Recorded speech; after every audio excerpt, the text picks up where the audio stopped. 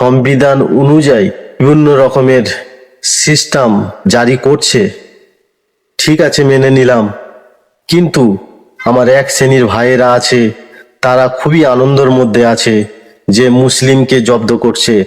না বন্ধু না, শুধু মুসলিম জব্দ হচ্ছে না, এখানে তুমিও বিপদের মধ্যে আছো। বিপদে কারা রয়েছে আর কারা বিপদের মধ্যে নেই, আজকের দেখো না মজার বিষয়, গরু হয়ে গেল হিন্দুদের, বকরি হয়ে গেল মুসলমানদের।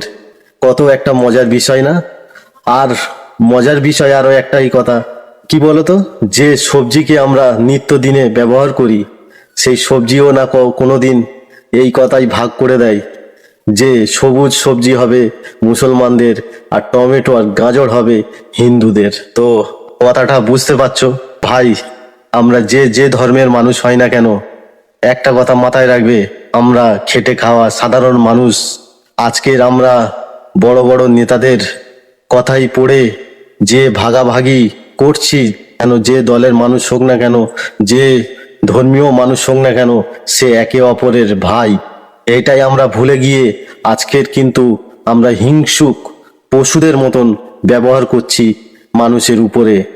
আজ ভাই দেখবে সাধারণ মানুষ, খেটে খাওয়া মানুষ, আজকে তারা কিভাবে হাহাকার করছে রাস্তার মধ্যে। এই কথাটা তোমরা ভুলে যেও না।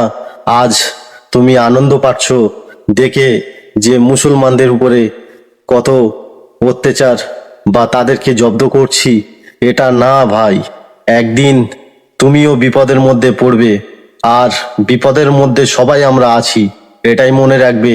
ধর্মের কথা নিয়ে, ধর্মীয় কোনো কাজ নিয়ে রাজনীতি হয় না, আজ আমাদের ভুল বোঝানো হচ্ছে। তাই থাকতে সময় ভাই ফিরে আসো, আমরা যে ধর্মীয় লোক হই না কেন, আমরা একে অপরের ভাই, একে অপরের নয়নমণি। মুসলিম যার নয়নমণি, হিন্দু তাহার প্রাণ। সবাই ভালো থাকবেন, সুস্থ থাকবেন, ধন্যবাদ।